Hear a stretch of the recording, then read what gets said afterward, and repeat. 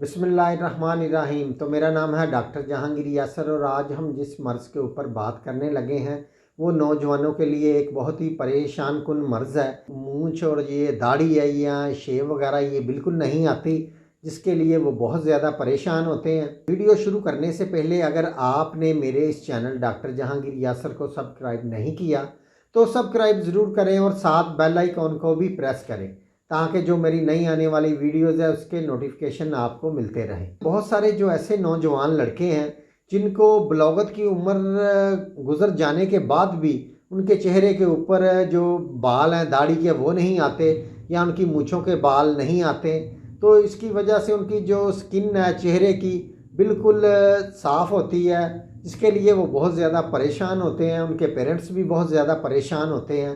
तो इसकी जो वजूहत होती है, इसमें जो पहली इसकी वजूहत है वह टेस्टोस्टेरोन जो हार्मोन्स होते हैं उसकी कमी की वजह से भी ये मसला जो नौजवान लड़कों के अंदर आता है।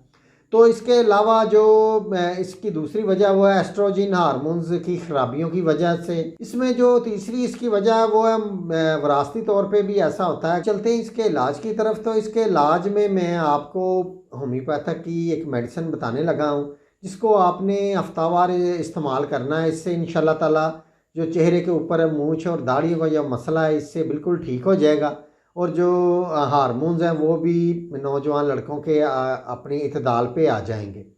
तो इसमें जो मेडिसिन मैं आपको बताने लगा हूँ वो है ऑरम मैट।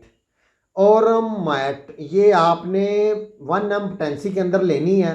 ये आपने इसकी एक खुराक हफ्तावार लेनी है, यानी कि 1 माह के अंदर आपने 4 दफ़ा इसको इस्तेमाल करना है। अगर आप संडे के संडे इसको इस्तेमाल कर रहे हैं तो आपने संडे वाले दिन सिर्फ इसकी एक खुराक लेनी, आधा घूंट पानी के अंदर इसके 5 से 7 कतरे डाल के आपने पीने हैं। इसी तरह अगले संडे आपने इसको इस्तेमाल करना है।